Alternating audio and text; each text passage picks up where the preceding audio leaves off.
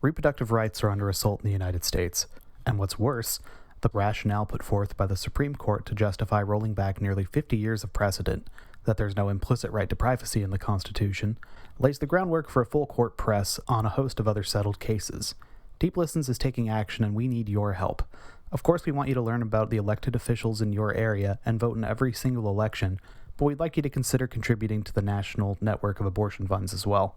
The NNAB is a clearinghouse of regional abortion and reproductive health organizations across the United States. Their goal is to remove financial and logistical barriers to abortion access, centering on those looking for assistance and organizing at the intersection of racial, economic, and reproductive justice. You can contribute to the NNAB directly at abortionfunds.org/donate. You can also use their site to locate an abortion fund in your area so you can keep your money local and aid your neighbors. Thank you, and now back to your regularly scheduled podcast.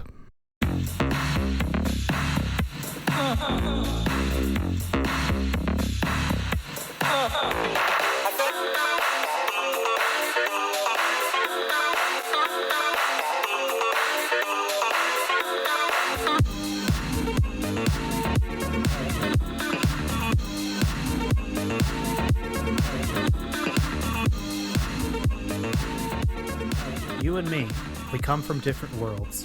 You like to laugh at me when I look at other girls. Sometimes you're crazy and you wonder why. I'm such a baby because the dolphins make me cry. Hello, dear listeners. Welcome to Off the Deep End, a Deep Listens podcast where we plumb the depths of RPGs. I think I'm officially changing the intro there. If nothing else, we have discovered in the process of putting together this episode that we plumb some depths. Some depths get plumbed here. My name is Jeff Rude. I am sort of the lead host personality and sickwood of this operation. Joining me on this episode, as always, here on the Off the Deep End Rodeo, we have Bear Captain Braden. Hello, Braden. Hello.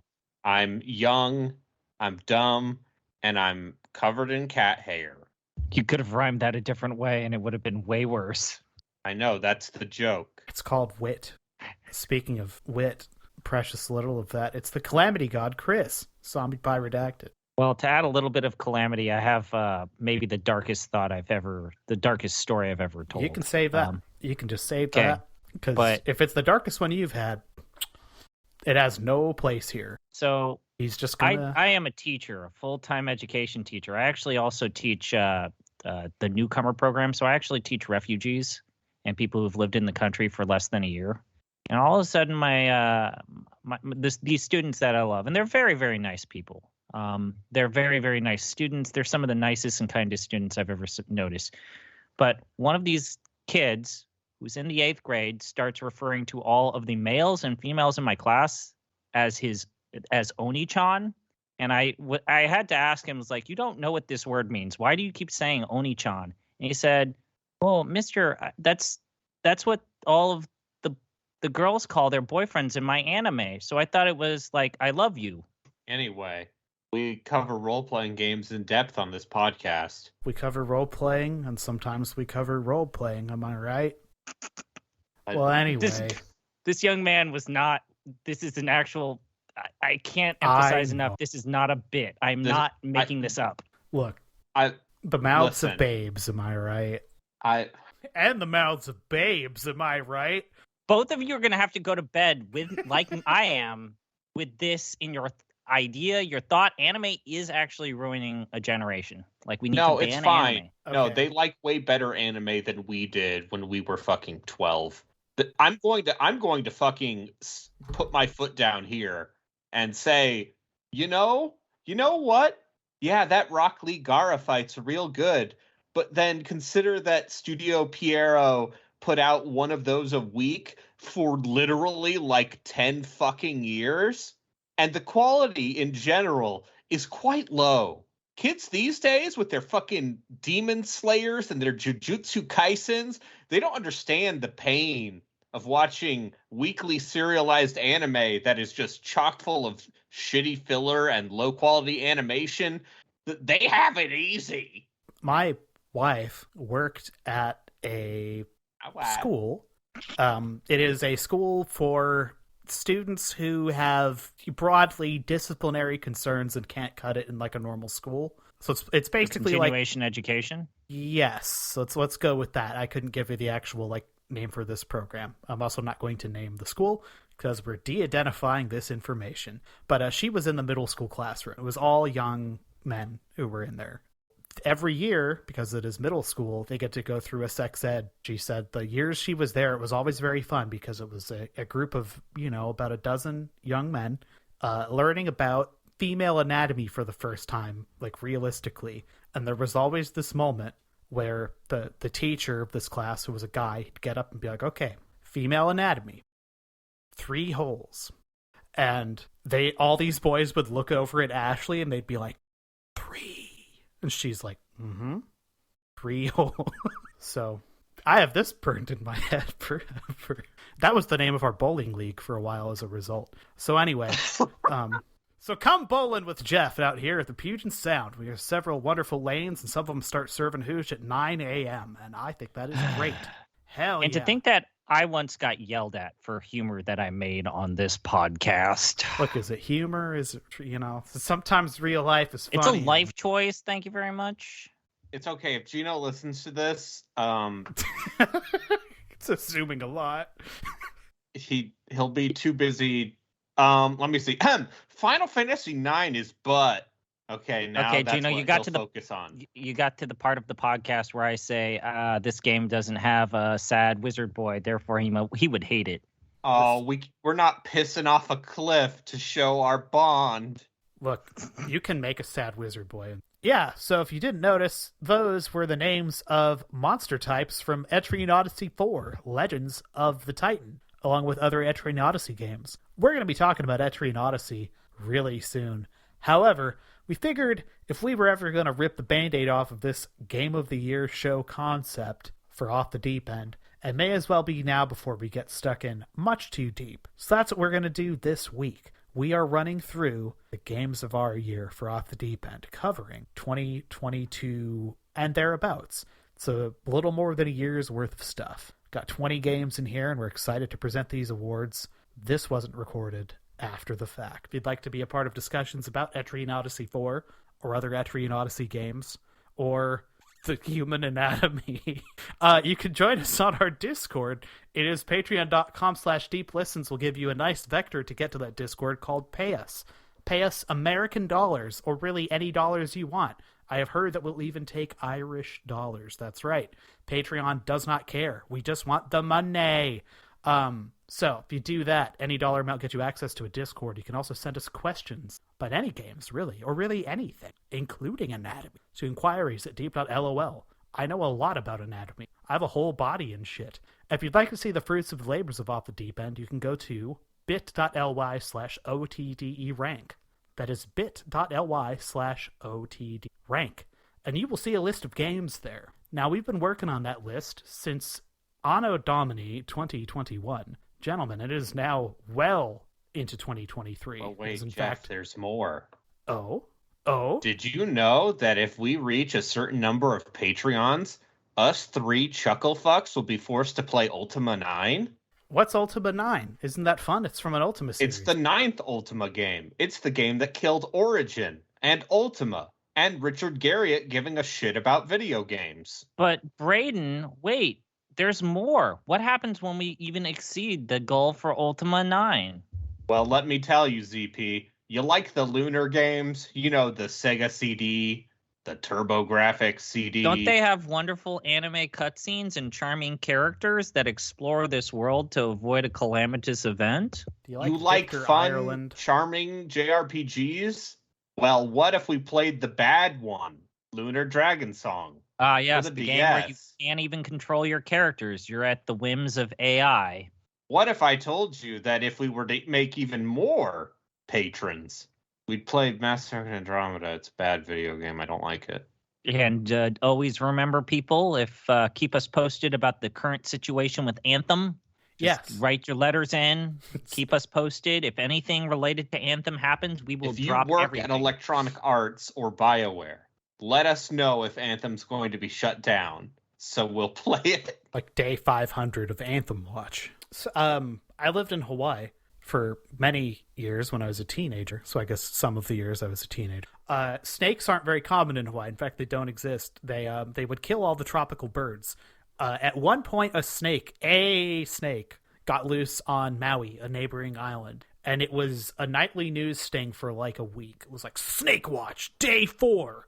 You got updates on the snake hunt going on in Maui right now. We're going to take you over to Maui now and talk to Carl. Carl, any updates on the snake? No, we haven't found the snake yet. All right, back to the studio. Like, literally just looking for a snake. Every time I think of these things. I find it Hawaiians are losing their, over snakes, but they already have this massive problem with chickens and the chicken infestation, which doesn't get any reporting or anything to deal with that. It's a charming feature of our landscape over there, okay? By our, I mean there. I don't know in Hawaii, despite what we did in 1898. Never forget. Hey, by the way, should mention, if you want to suggest games for us to play, that is a $3 Discord, Patreon incentive, $3. If you've already put something on that list and you're like, you know what, I want to give them something else, fine. Up yourself to $3. Let us know you did it. We'll add another one. You're helping keep the ship afloat. We appreciate it.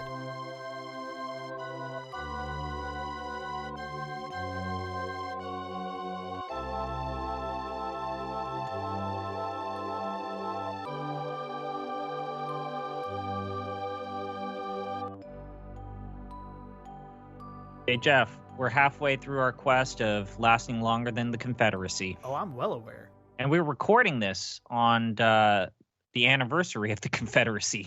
Yeah, not the anniversary of the bombing of Fort Sumter, but, which... That's where the real ones reckon it. Shout out to all my Confederate people. Go fuck yourselves. But yeah, we are going to do a Goaty episode today, right now, to sort of stack on top of an Etrian Odyssey episode. I'm going to do a lot of pomp and circumstance. Are you ready? Okay. I'm holding a little pen. I'm going to put it near my mouth, and I'm going to do it. Okay, you ready? Okay, that was it. That's the pomp and circumstance.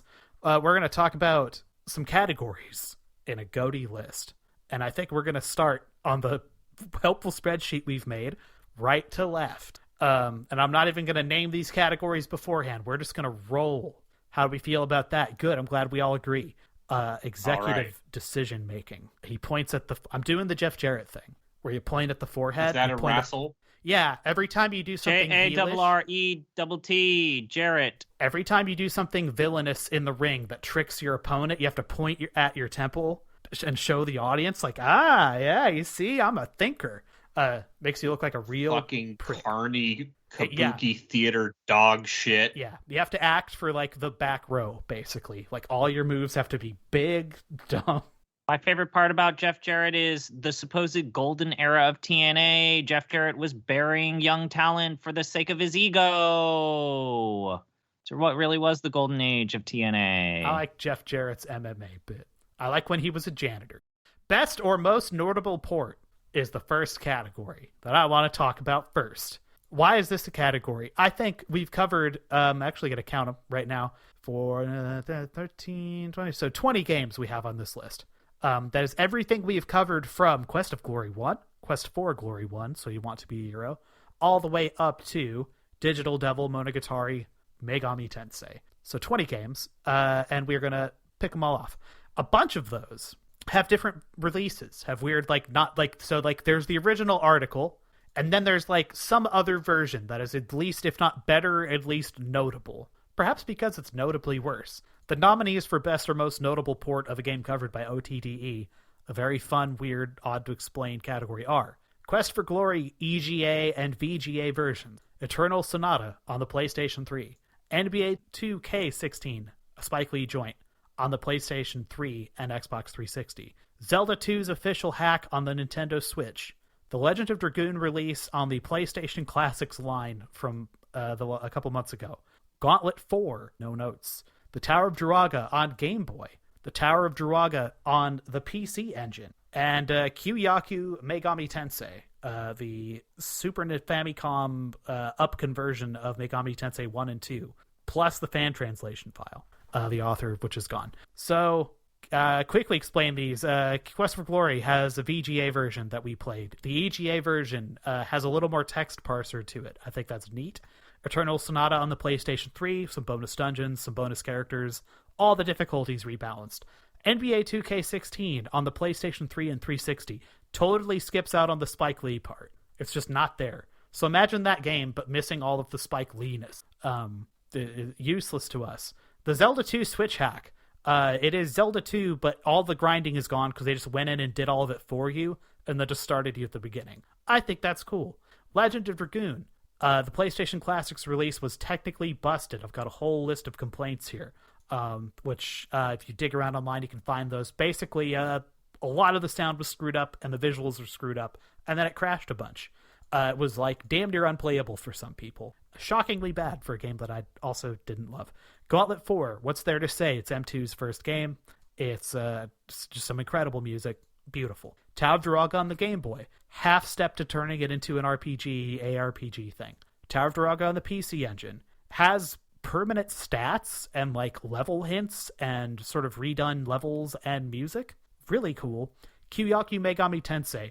It's actually the definitive version of that game. It is a better looking, better sounding, better playing version of Megami Tensei 1 that just rolls neatly into Megami Tensei 2. I think that's really awesome. If I were to pick a dead ringer out of here for the best or most notable port, it probably goes Gauntlet 4 wins. I would follow that up with, in terms of things that I like, the Tower of Duraga PC Engine, and then I think you'd have to put the Zelda 2 Switch hack. Because it's cool. It makes that game playable. So here's my thought process. Similar idea as Jeff. For me, it is the delta between my experience with the original game and my experience with the re-release version of the game, or the version that's listed here. And the game that absolutely has the biggest delta has to be Zelda 2. Gauntlet 4, I think this is partly because I like Gauntlet just on its own more than either of you two. But Gauntlet 4 is my second place. But Zelda 2's Switch port took a game that I did not have the best time playing, and I feel like it makes not just the definitive version of the game, but it proved to me that there was something to Zelda 2 that could probably actually work. And I did not get that sense playing the OG version of Zelda 2. So for me, it's Zelda 2, Gauntlet 4, and then Kyoyaku Megami Tensei. Because I felt like, at least there, I got the trappings of what would later go on to inform all of Atlus's milieu to this day, but in a more positive of a game experience. Braden. Yes, I agree with both of you. What's your first? What's your second?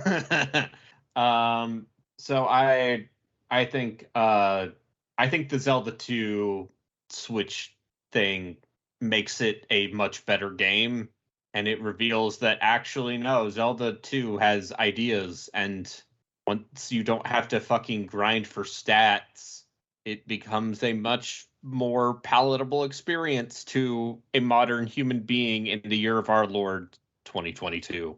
And then follow-ups, Kyoyaku Megami Tensei and Gauntlet 4, because listen, I played Eternal Sonata on the PS3. And after looking up the differences in terms of how difficulty is scaled, I wish I did not. Yeah, it's a damn. I think the difficulty shift, because it turns that game from a cakewalk into a frustrating, grindier, sub-Tales ass action-ish RPG. Listen, we already talked about that in the actual podcast. So votes. Let's just go down the votes. So, Jeff, your vote was for Gauntlet 4. Gauntlet 4. My vote was for Zelda 2. Braden. My vote was for Zelda 2. Okay. So there's your winner. I think that's Zelda 2 is 1 and Zelda Gauntlet 2, 4 is Gauntlet, runner-up. And Kyoyaku Megami Tensei. Okay. So All that's right. it. That's Okay the with list. Congrats to Zelda 2. All right, our next category is celebrating the sounds of video games with best music. We got The Legend of Dragoon, some really good 90s PSX JRPG sound, not even making a joke. Whip slash. I think the pause menu theme in that game is a banger. Gauntlet 4 for the Genesis. As someone who thinks the Genesis' sound chip is a bunch of fart noises, Gauntlet 4 sounds is so fucking good. It's so fucking good. We convinced the main podcast to pick it for best music by just having them listen to one track. Zelda 2? It's Zelda 2. Da da da da da da da da da da da da da. It's that. Might and Magic 6. Some of the better work from the duo responsible for most of New World Computing's music at the time. I think it was it Paul Anthony Romero and Steve King or something. Anyway, it's good. It's good fantasy ass music to fantasy RPG too. Hybrid Heaven. It's good. And Megami Tensei 1. If you like hearing themes that would be used in later Megami Tensei games, but for the first time. And that's our category. Yeah, sure is. Gauntlet 4 wins. Yeah, Gauntlet 4 wins. But what are the runner-ups? Might and Magic 6. Yeah, and I think Megami Tensei. Or does it Legend of Great Dragoon get bronze? I would vote for Legend of Dragoon. That pause theme is really good. I think the Hybrid Heaven soundtrack is underrated. Oh, he had to sneak in Hybrid Heaven at least one more time. The Hybrid Heaven soundtrack is pretty good. For music to wrestle. This is literally Braden. Braden, just take a deep breath. This is maybe the last time we have to listen to Jeff's Hybrid Heaven apologism. But I am also a Hybrid Heaven apologist. Yeah, and I still don't understand it. Okay, fine. I'll let you have Hybrid Heaven. I'll let you have Hybrid Heaven. And Megaton. Anyway, Might and Magic 6. Might and Magic 6. Okay, yeah, beggars can't be choosers. I would see Hybrid Heaven and Might and Magic 6 on this. Okay, fine. I said Legend of Dragoon and Might and Magic 6. With Dragoon. Can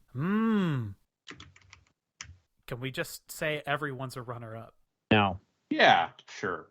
Or could we just choose one winner? Oh, just this magenta that you've picked is murdering my eyes. Yeah, so let's just move on to the next category. Yeah. Best Dungeon. And the category recipients are The Tomb of Varn in Might and Magic 6. The Legend of Dragoon. That last dark temple with the green fire. That green fire effect is pretty rad. Barclays Arena. You know, the banking company Barclays. They own a sports team in the Premier League. Barclays Arena, for those that don't know, they have an alternate color scheme for their arena. They have a nice arena at that. But instead of the standard colors, it's gray, black, and white. So it's pretty cool. It's a really cool looking arena. Legacy of Wizard, the one dungeon with different areas that are cordoned off by using different characters. Cool idea. Poor execution. But we'll get to that. And then Arcanum, Shrouded Hills. We mentioned this on the podcast, Shrouded Hills. A pretty good start to the game. Like one of the better starting hub worlds in CRPG tradition. So we'll start things off as always. Jeff, what are your recipients? Of these, I like Shrouded Hills the most. I griped a lot about that game. But yeah, overall, as a starting level, there's a lot to do, a lot to pick at, a lot to learn in there. And it's probably the best paced CRPG level we've seen for this podcast ever. Like we sometimes talk about how the starting dungeons in CRPGs, the CRPGs there is a dark and storied history of the first level in a CRPG being the worst level of a CRPG because they're trying to teach so many dense mechanics all at once. And Shrouded Hills somehow sidesteps that problem by just gradually introducing new things to you. So I actually really like Shrouded Hills as well. I actually think that my runner-up might be Legacy of the Wizard because I like the fact that that game has one multi-layered dungeon. Yes, we could talk about the execution of that and needing to go back and forth between the house as like the thing that kind of kills it. But I think that there's a lot of interesting level design. And when you look at the dungeons that Falcom had made up to that point, like clearly they were really pushing themselves. And I know it sounds weird saying nominating Legacy of Wizard before the Tomb of Varn, but as much as I like the Tomb of Varn, it does at that point, that is the point of the game where things start to become a little too easy. I don't know.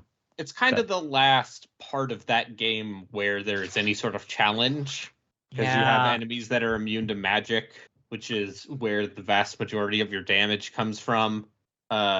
But I mostly just put it there because I think Laser it's gun. very funny how it's very big, and all of the crew members' names are the Star Trek crew, but backwards. So what is your vote, Braden? Because I think Jeff and I both voted for Shrouded Hills. Yeah, I think Shrouded Hills is it's the platonic ideal of what that game is trying to do as far as a starting location. I like it. Yeah, Shrouded Hills, runner-ups.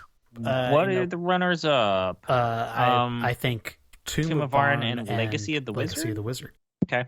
Honestly, I think that's done and dusted.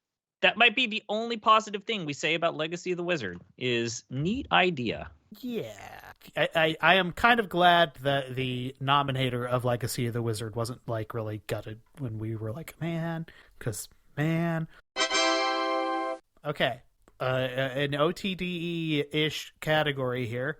Worst dungeon. What's there to say?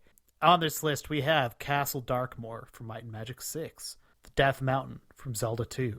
Unlimited Saga. No notes, just Unlimited Saga. Eternal Sonata, the sewer dungeon, which if I recall is either the first or second dungeon in the game. Running into that like almost immediately, like an hour or two in the game, is a real bummer because it's like, oh, this is the best you got. Virtual Highlight, the opening, and also any seed with a lot of hills and trees. So an infinite possibility of bad dungeons. Almost infinite. The first floor of Myth Draenor, i.e. the only part of the dungeon we played in Dungeons & Dragons Runes of Myth Draenor. Arcanum, the Black Rock Clan dungeons. Let's call it the midpoint of the game. And the Tower of Duraga, any level above level 2. I would include perhaps level 1 as well. I would say it's a 60 level game, and I think at a certain point you get to levels where like if you don't have an item that you needed, you're just gonna die here anyway. You're just gonna die. So maybe just the Tower of Duraga itself. Sure, if we're gonna do a catch-all for Unlimited Saga, you might as well do the Tower of Duraga. I think the reason why I said any level above level 2 is I feel like you could kludge together using just logic and banging your head on a wall to figure out how to complete level 1 and possibly level 2. But once you get to like all that sword stuff, nah.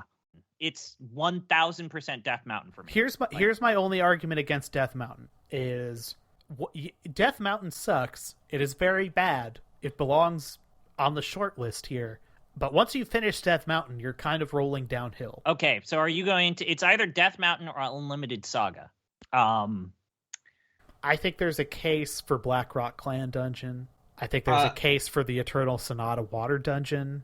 Yeah. Specifically. Because that's like the first time that game really shows its hand on what the dungeons are going to be like, and they are all that tedious and miserable. And that one's like almost exceedingly tedious and miserable. It almost kills the game, like right there, I think. Braden, what do you think? Okay, so the way Unlimited Saga exists in this very perverse like space where the only parts of the DM guide that Akitoshi Kawazu had any interest in were the random tables in the back. I feel like there's some real like deeply perverse using systems for evil in terms of designing a dungeon. The concept of a space that the player must go through to, find fortune and conflict. But also, man, that I think it's like the third dungeon, and I think it's the third dungeon in Eternal Sonata, but it's like the first real one is just so fucking long. It's like a 2-hour long thing where you just have to constantly switch around, rotate the walkways, and on PlayStation 3, you got to just grind through those encounters and hope you don't die because the save points are not generously placed. The worst part has to be when you have to like open a door in Unlimited Saga, and if you don't have a key or a person who can use keys, then it's just like fiddling through a bunch of menus, figuring out how to just like that was for me the minute where I was like, I see why Jeff hates this game, because it's like, wait, how do I use a key on a character? Oh, it's a skill. and then I have to level this skill up. Otherwise, I just break the keys, and then I have to go find the key master. This is awful. Yeah, it's an embarrassment. Virtual Highlights dungeon, specifically the dungeon, like that first haunted house thing you're in. The worst thing about it is fighting those bats, as far as I'm concerned. And to be clear, that's abysmal. Then you get to like the volcano sort of cave dungeon after that, which can be laid out like a damn nightmare full of chests that you need to find like the one useful thing in, so you just like scramble around. The farther you get into that game, those dungeons start turning into like platforming challenges of all things. Is this worst individual dungeon or worst dungeons in game? How's that? Does this need to be reconsidered, or are we just I feel like the problem with doing all of these catch-alls is like if we're talking about individual levels, then I think that's the reason why I gravitated towards Death Mountain. If we're talking about an individual level that really just embodies the worst possible design you could include in an individual level, then it absolutely is Death Mountain or possibly Black Rock Clan. The Black Rock Clan dungeons. If we're talking about the totality, I'm actually going to even push back against Jeff. I feel like the one thing you can say about Virtual Highlight is if you avoid combat and just run, you are totally fine. You're totally fine. That's how the speedrunners do it. Yeah. So I don't think Castle Darkmoor from Might and Magic deserves to win anything. I don't think Virtual Highlight deserves anything here. I don't think that even Mythranor. Yeah, we're talking about like bad mechanics at a certain. Oh, we have a final. Okay, we found it. Yeah, Retardondo Sewers. Okay, so I'm gonna scratch officially Virtual Highlight. Castle Darkmoor from Might and Magic. And Mythranor. Okay, so guys, I guess it's up to you. What do you want? Do you want to give the award to an overall package, or do you want to give it to an individual level? My case for Black Rock Clan, I guess, of why I think it should win is like up to that point in Arcanum, I think the RPG-ness it leans more on the strengths of being a PC RPG, right?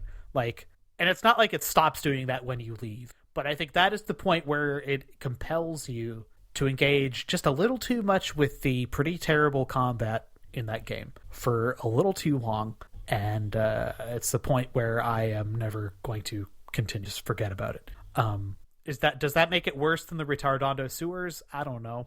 Tower of Duraga is, considering that's like one giant dungeon, also kind of a bastard.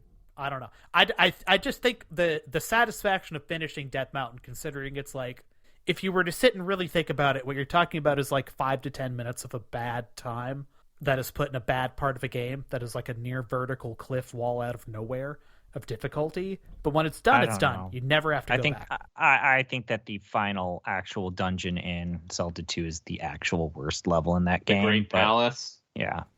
But I'm going to put Great Palace on here because I do think that's also pretty...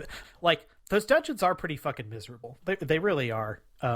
Yeah, but the other thing is that if you die, you have to respawn in the same fucking spot. Like, that's the part that sucks about Death Mountain. You have to walk your ass all the way back to Death Mountain. Yeah. Braden, do you have like a... It's about the journey, you know? Not all right, you two do your vote, and I'll think about it. So, okay. Jeff, what is your vote? Braden, what is your vote? My vote for the worst dungeons is, the sewer dungeon in Eternal Sonata, because that took me 2 hours, and it's not like it's doing anything interesting. It's literally just it is the absolute nadir. It was this season's version of Moria from it is the nadir of JRPG dungeon design, where you are just filling space and just having like, here's a switch, go walk over to the switch, now go walk back. Oh, all of the enemies have respawned. Like, did you want to save? Too bad. Yeah. I like that for the winner. So then that's our winner. Eternal Sonata, then Death Mountain, and Black Rock Clan runner up. That's what I'd do. All right, that is what I'm gonna do then. Fine. Okay. Well, everybody, it's our favorite category, a great off the deep end tradition in which we, as Jeff said, we need to locate another boy, like Buff Bagwell. former recipient of this award last year was Barithor from Lord of the Rings. He's just a boy. He's an anime shit boy even. So this year we have Vic from NBA 2K16. Oh, wait, I'm realizing maybe we need to do the agent from NBA 2K16. Also Beat Dom from Pagnotti. Eternal Sonata. Allegretto from Eternal Sonata. Akemi Nakajima, Megami Tensei 1. But remember, Nakajima doing his best Death Note impression years before Death Note. Nikolai from Might and Magic 6. Gilbert Bates from Arcanum. Who was the evil prince boy from Eternal Sonata? Count Waltz. Yeah, we Count should put Count Waltz. Count Waltz. Oh, he is the most anime and shitty. Actually, Eternal Sonata just abundant with anime. Abundant. It's either Count Waltz or Beat for me. There's also the secondary villain whose name I forgot, who's voiced by Johnny Young Bosch. Right. And he's like, I'm gonna beat you up because you're annoying me. It really just does come down to Beat, because you get two different flavors of the anime shit boy, right? You get, but why would the corporation sell drugs for money? Why would the Sackler family create incentives to sell opiates? And then you get Count Waltz, who is an actual anime shitboy. He's a shitty guy who just sneers and just twiddles his mustache and is just an absolute shit. So it's the two distinct flavors of anime shitboyness. I think special note to Gilbert Bates from Arcanum for Stolen Valor. And but I don't know. Guys. Which Eternal Sonata character do you feel, Jeff, resonates with you? If we gotta have an Eternal Sonata character, Beat's an irritating character trope, to be clear. Count Waltz is as well. But Beat is also just a literal child. And Ironically, he is 8 years old. Yeah, like I don't hold it against an 8-year-old for not knowing things. I do hold it against Count Waltz for being like, you know, an old anime character. He's like an anime adult, so he's like 16. So in theory, he should have a full moral compass based on what I understand about anime, and also like some children and stuff. And yeah, he sucks, but he also sucks, if you know what I mean. So Count Waltz would be my Eternal Sonata nominee. I would like to shout out Akemi Nakajima from Megami Tensei 1, just for being an angry little teenage boy. And I'd like to shout out Nikolai from Might and Magic 6, who is a shitty little prince who just forces himself into your party at a certain point. Oh, God, and trying to find him around. Is such a pain in the ass. You Yeah. have to find his ass. Yeah. It sucks The so much. circus You know what? is only available in Bootleg Bay in December. God damn it. If I had to nominate a character to go up against a Eternal Sonata character, it would probably be Nikolai, because just that entire quest line of getting him sucks so much. Yep. Yeah, I think he's an underrated... He's a dark horse candidate for this category. It's even better because he is set up to be, you know, the inheritor of Roland and Catherine in the Might and Magic series and Heroes games. And then by the time Might and Magic 9 happens, the apocalypse has happened, and you meet him and you help him join the circus. It goes. He doesn't full deserve circle. happiness. He does not It's like deserve poetry. that happiness. It rhymes. He doesn't deserve happiness. He's such a little shit in this game. Anyway, but no, yeah. I could go either way. Maybe I could see Count Waltz. I just, you know, listening to characters need to explain things to Beat, though, just for me, just got under my skin a little bit more. Braden, where do you stand? I think Count Waltz is once again the ideal for what this category was originally created. Because when we talk about the concept of anime shit boy, as you and I discussed, you know, who were we talking about? We were talking about Shiro Emiya from the Fate game series. We were talking about Emil from Tales of Symphonia 2. Hope from Final Fantasy 13. Kanemata. Kanemata, the protagonist of Last Remnant. God. Is he anime? Is he a boy? Is he shitty? And I think Count Waltz satisfies all three. All right, I will go with the That crowd, said- and I will say Count Waltz as well. But But- who is the non-Eternal Sonata character, Braden, that you would inch towards?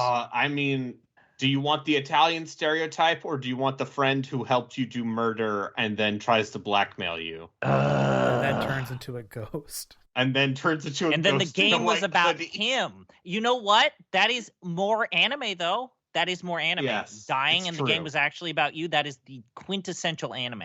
This is my So, story. Wait, Jeff, would Vic be the most anime? There's a Is he the most case. anime?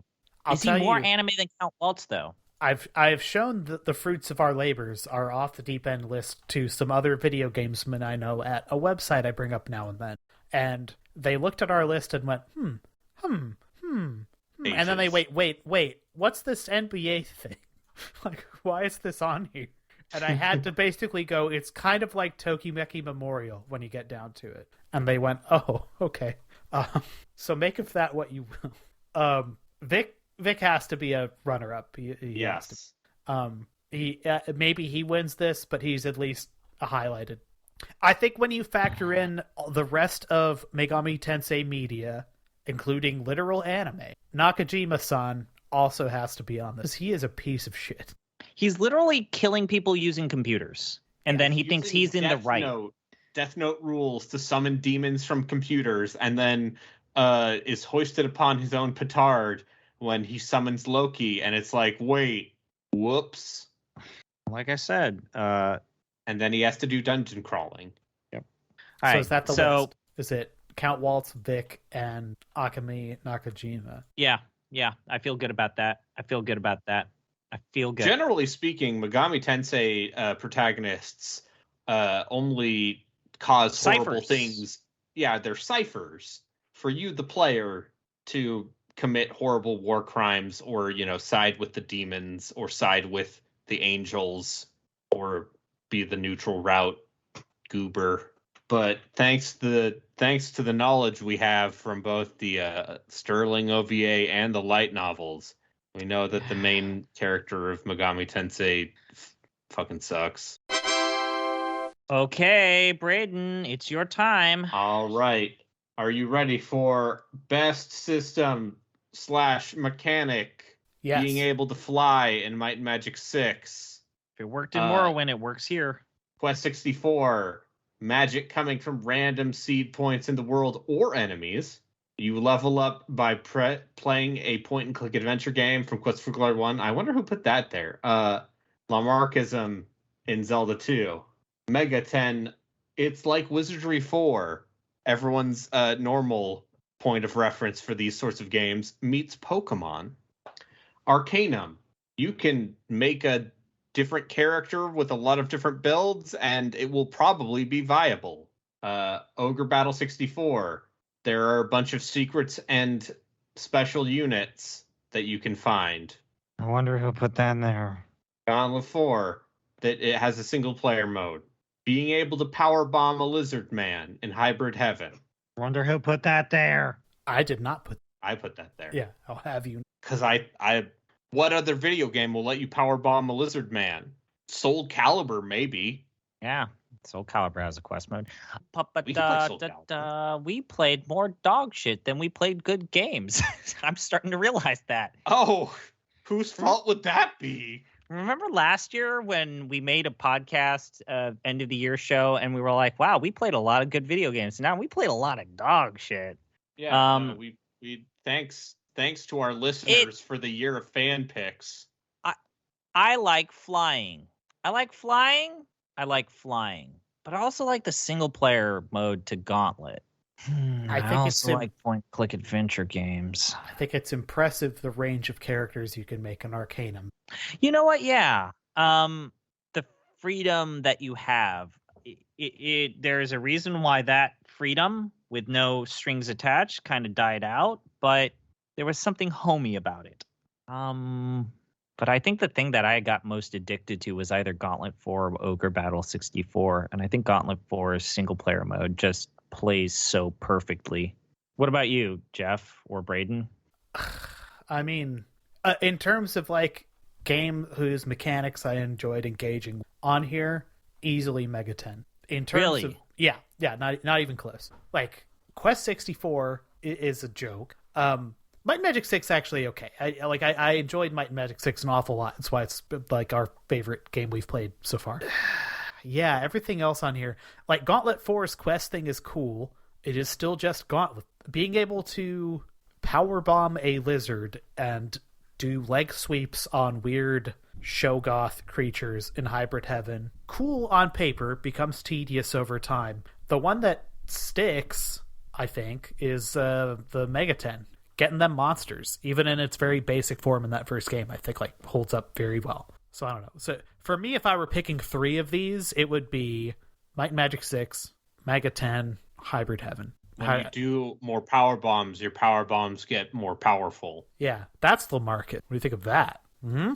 I mean, I genuinely think the way Might and Magic 6 understands how to make a power curve is one of its best features.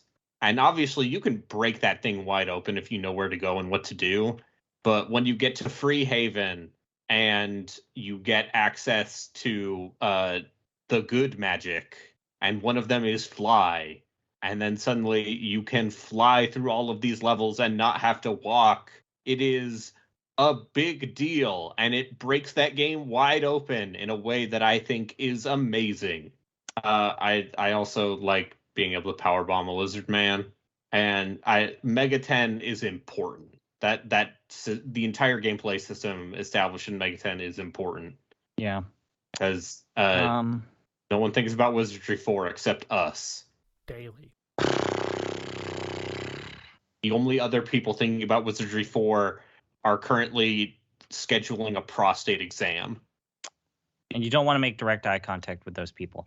Yeah, I'll go with the crowd. I did not hate Mega 10. I think the only thing I thought about Mega 10 was that it was a little on the slower side, given that it's of an era. And I felt like the dungeons were particularly Byzantine at time.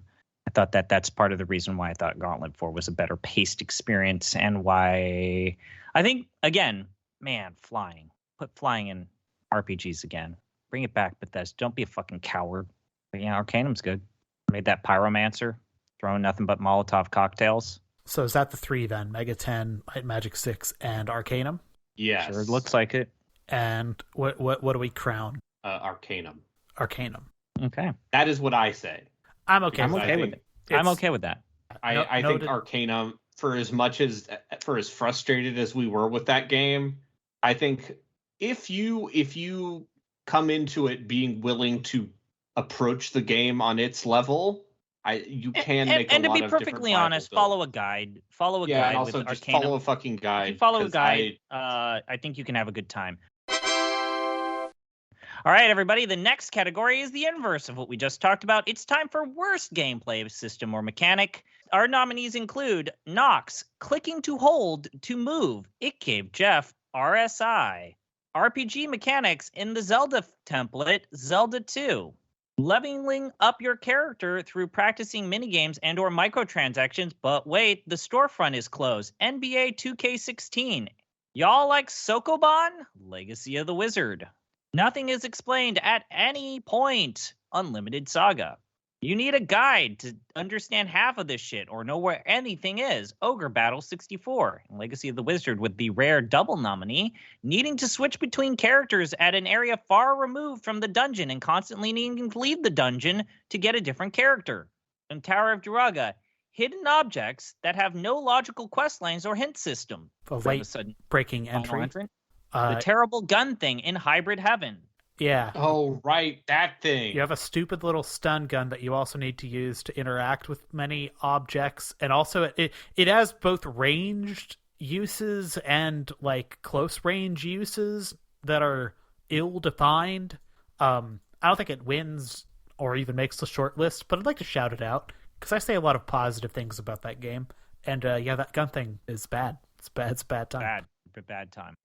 Okay. But I don't think it wins. I don't think it wins, though. I don't even think it's a short list one. I think there's some real front runners here. Very quick immediate frontrunners. I think Unlimited Saga, Sure. the Tower of Duraga's Hidden Objects. Yep. I say that as a defender of Tower of Duraga.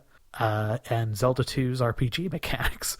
All right, I'm going to change that. So I'm going to also have Unlimited Saga and then Tower Duraga, but I'm going to switch in needing to switch characters in the house outside of the dungeon with Legacy of the Wizard. Just because that trudge, that death march to that house is the worst.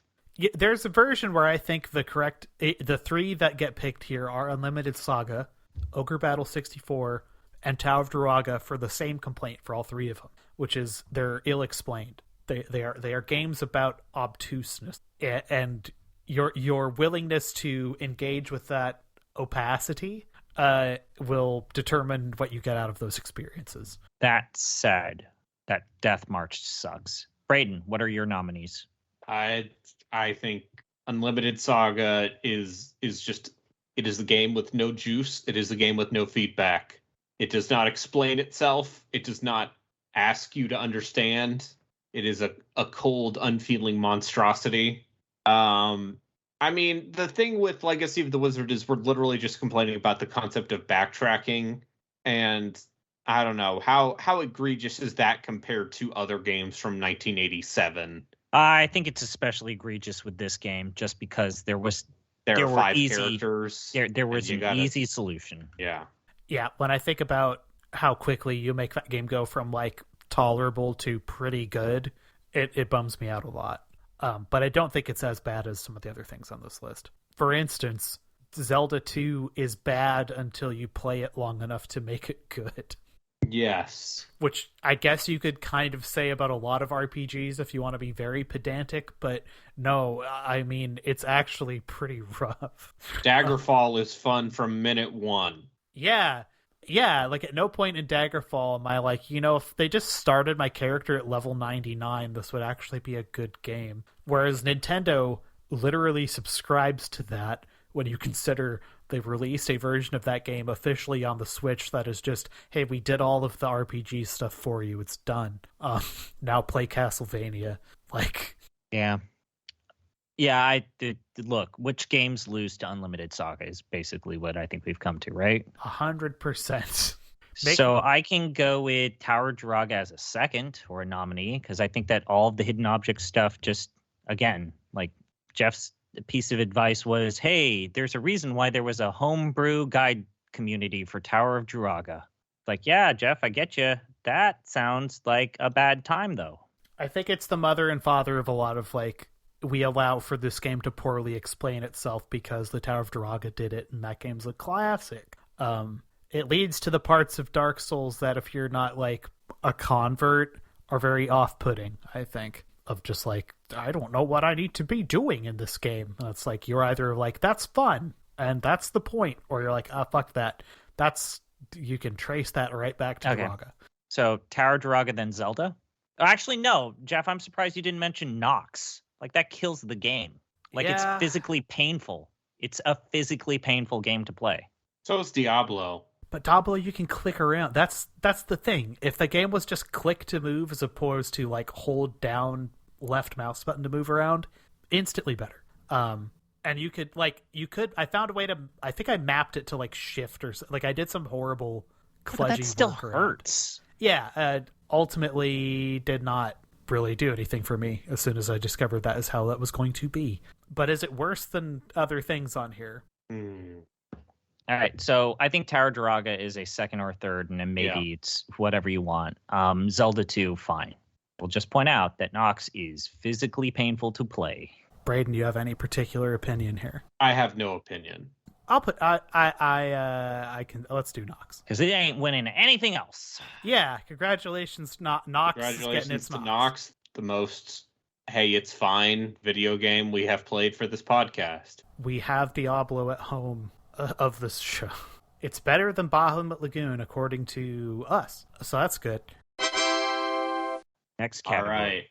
All right. And our last, or our penultimate category, Coast Most.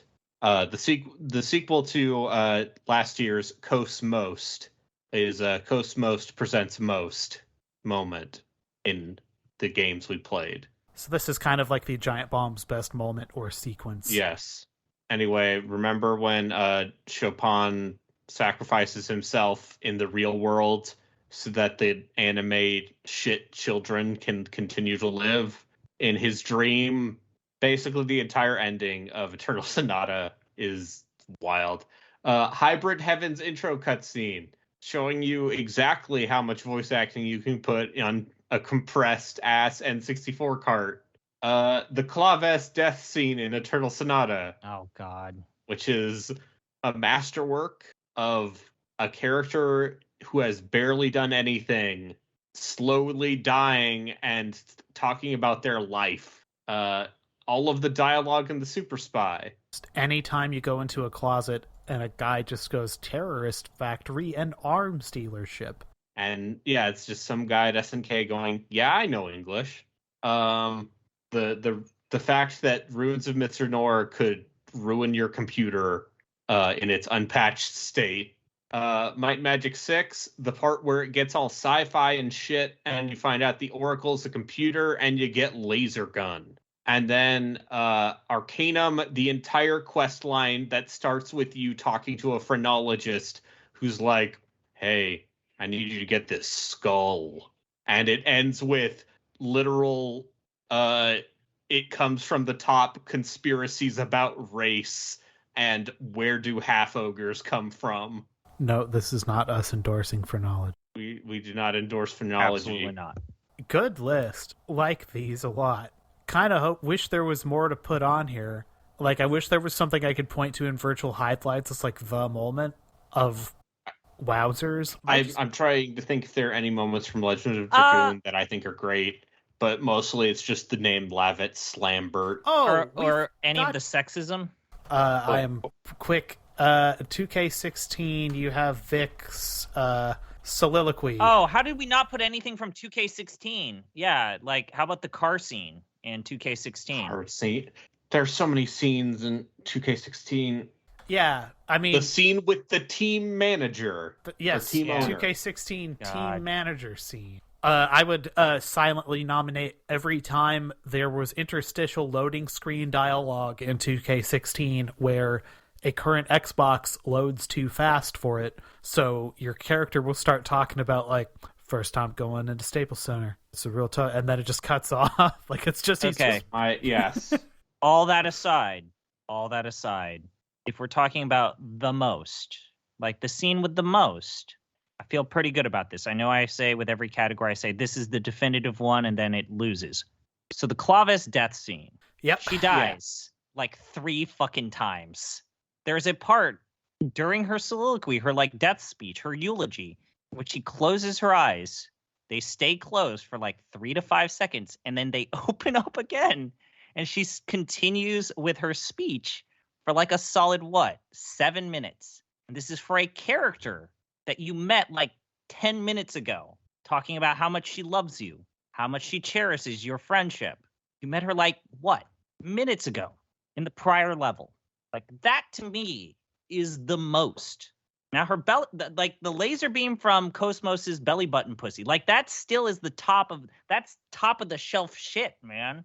Like, I could get high off that for the rest of my life until I am old and pulling it from my pension. But Claves's dying scene is probably like a good second. It's an upper. It's definitely an upper. And I don't know. Yeah, the car scene. I don't know if it's the car scene or Vic's final soliloquy that's my second or third. But man, dude, I think I also it amazes me that they thought that intro cutscene in Hybrid Heaven with that uncompressed audio was shippable. Like, part of me is still kind of amazed by that. It's alone. what they could do on that console. There are better sounding voice acting. There's better sounding voice acting on the N64 of all things.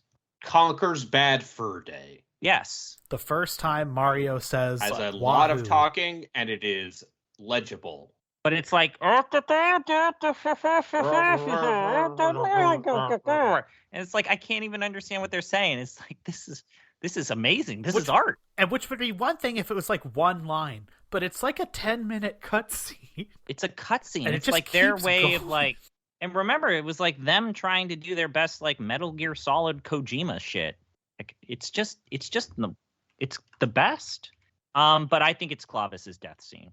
Yeah. I mean, I like the ending of Eternal Sonata, but man, if we're talking about the scene with the most, the wraps all the way back around into comedy. Yeah, Clovis scene, a champion.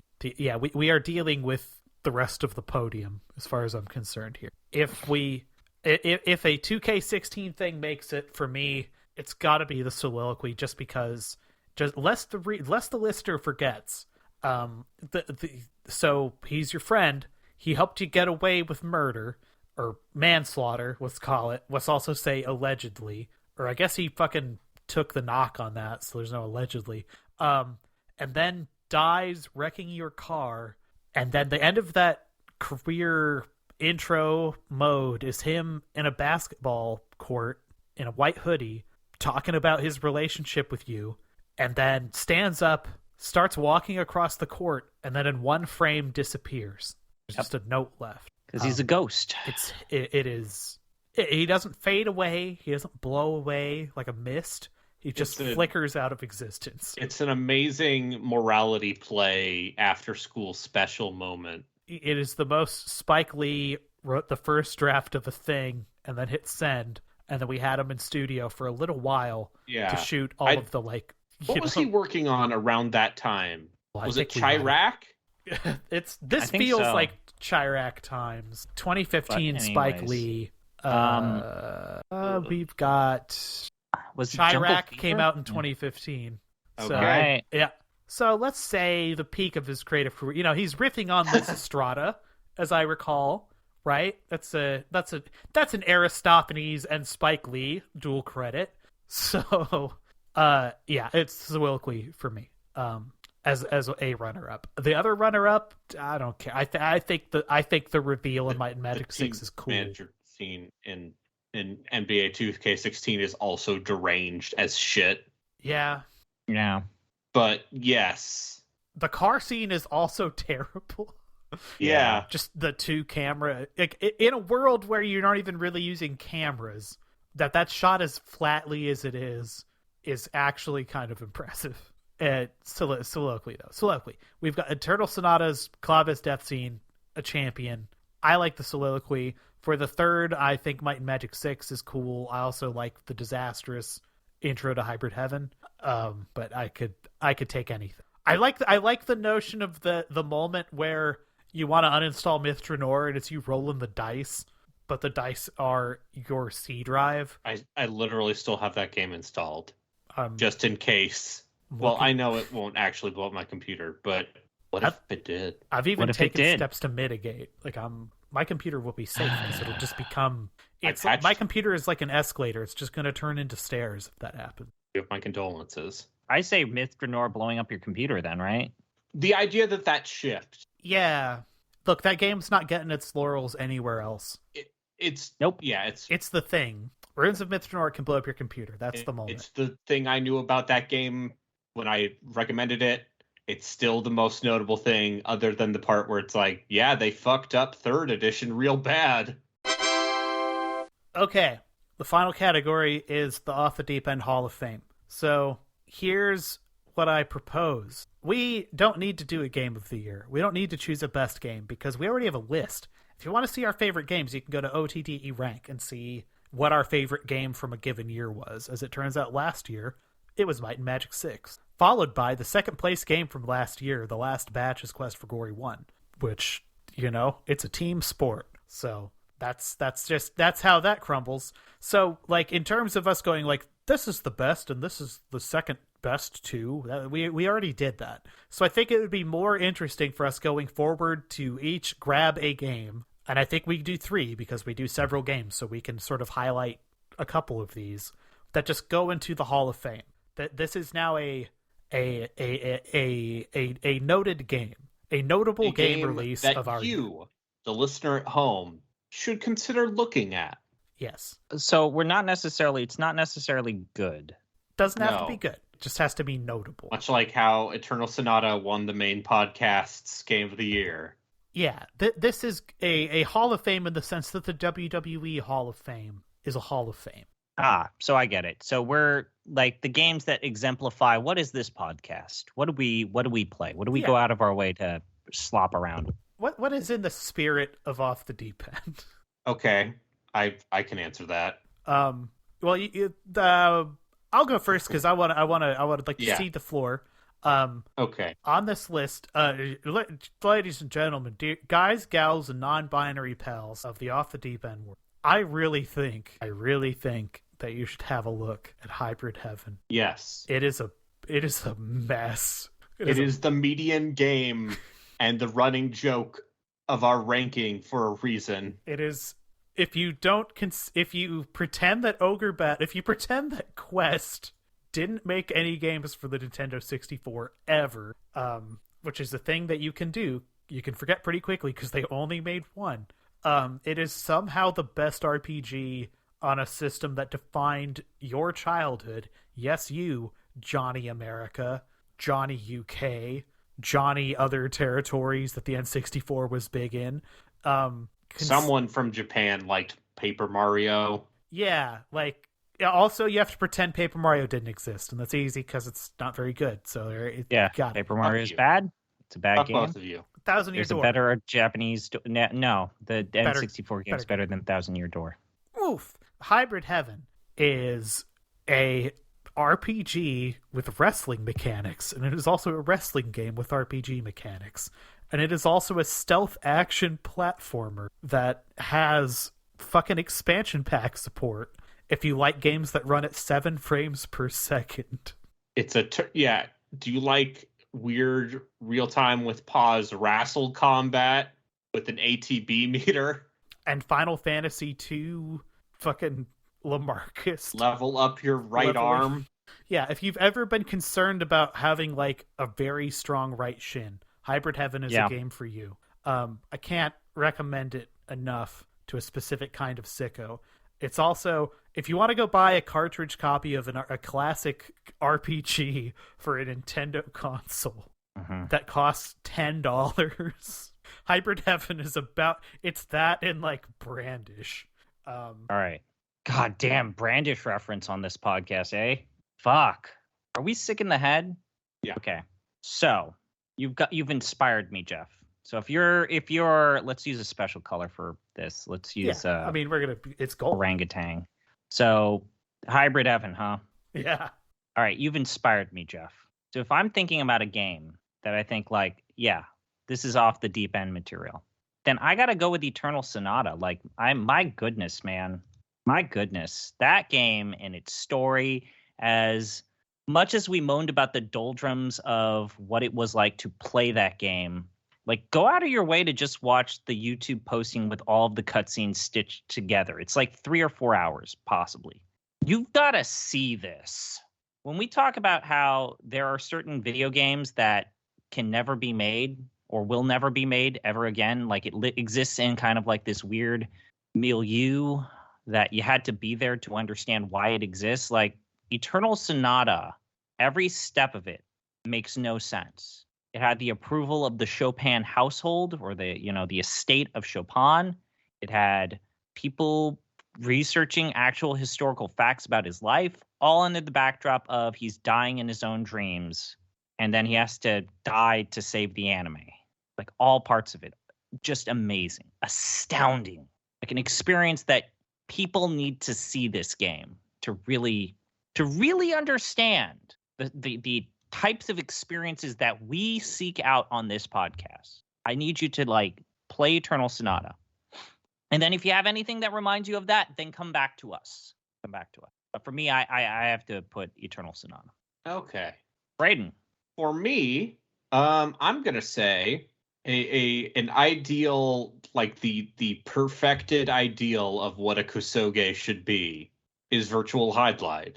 Because that game is a RPG running on a golf engine made by people who had never made a 3D video game before, featuring digitized sprites of some dude. And also it runs at like 15 FPS at the best of circumstances. It is a It is a game that when I saw it for the first time, I could not believe it was a real video game. It gives off that energy. And I think in that case, Virtual Highlight is something one should seek out if you want to see some real shit. If you want to see some things our Saturn pervert friends talk about. Shout outs to Pandemonium. His videos are good. Watch his video on Mike Ditka quarterback attack or whatever the fuck it's called. I learned a lot about Mike Ditka, and I wish I didn't. Do you really care about the Chicago Bears now? No. I wouldn't recommend the new Vice Sports podcast. Yep. All right, well that's it. That's the first batch. Whatever game we decided was our game of the year last year, which I'm gonna go out on a limb and say was Grandia, but it might have been Xenosaga. I think it was. No, Grandia. it was Xenosaga. We voted for Xenosaga. Xenosaga because that was the game. Like that was the game. Can we put Xenosaga is also in the Hall of Fame? Yeah, that is grandfathered in. Yeah. So I am making a note on this because we are now doing the Deep Listens Make a New Awards tab every year. Xenosaga is grandfathered. So that's it. The Hall of Fame now. The Off the Deep End Hall of Fame. We'd like to say hello once again to the original. Like when they inducted Andre the Giant into the WWF Hall of Fame and then didn't remember they had a Hall of Fame for like 10 years. So it was just Andre the Giant. That's where Xenosaga was, just waiting in the wings as the inaugural Hall of Fame class of 2022 came. And the class of 2023, we'd like to welcome with open arms Hybrid Heaven of Konami Osaka, Eternal Sonata of Tri Crescendo, and Virtual Highlight from T&E Soft. Congratulations all. That's the episode. Thank you, dear audience, for tuning in. These are always fun and somewhat self-indulgent, and we would like to thank you for indulging us as we indulge ourselves. We are post-Protestant Reformation and are into the selling of indulgences. Hail Ulster. Yeah, so that's the show. The next time we are together, we're going to be talking about the Etrian Odyssey 4, which will give people more of a chance to play that, though I think we've played quite a bit. Spoilers. We might finish this one. We may well finish this game. It is. Jeff and Braden already have. Don't put words into my mouth. I've played a lot of this game, though. I've played a lot. But yeah, so that will be coming up in the future. In the meantime, we're in the present. And actually, this episode's in the past by the time you've listened to it. That's just how things get done here. But if you'd like to talk to us anyway, as mentioned, the ways you do that are easy. You can email us at inquiries@deep.lol. You can reach out to us on a Patreon website thing that'll get you into a Discord. You can also probably post on the YouTube videos that go up. Honestly, we're pretty easy to reach. I don't know why you don't bother. You should talk to us. You should engage with us. You should click the bell, etc. You should do engagement for us. If you subscribe to me on Twitch, I'll probably say your name. What are you guys doing on Twitch, speaking of? I'm finishing up the Legacy of Kain games. They're good. And cyberbullying. And sometimes I play adventure games that are good. Now, why unlike would you be some other doing people. that? Are you trying to like show someone? I don't know. There's someone who plays bad adventure games, and it's just the most. It's just all European ass mist clones that hate women. I mean, that was literally sometimes just I play one. good games. That was just one. And also, I had to play a game because you gifted it to me. Yeah, you're welcome.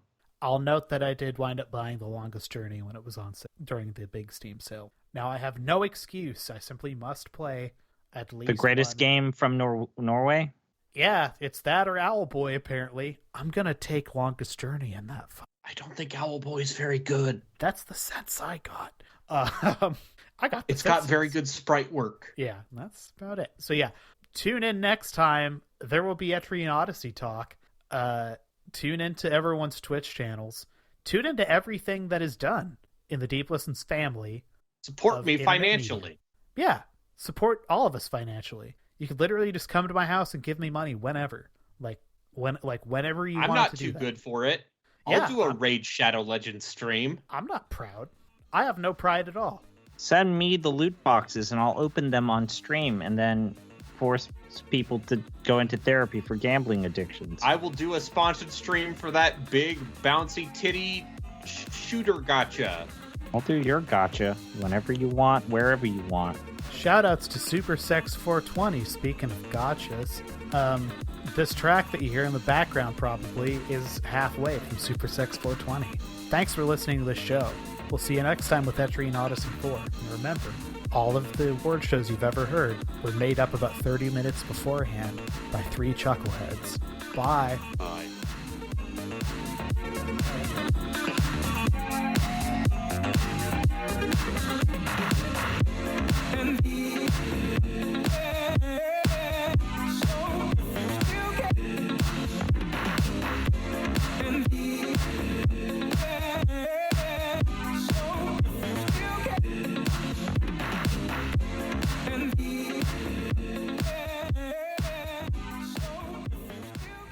This episode of Off the Deep End was recorded and edited on the traditional and ancestral territory of the Nisqually or Nisqually people, who have lived on and stewarded these lands and waters since times immemorial.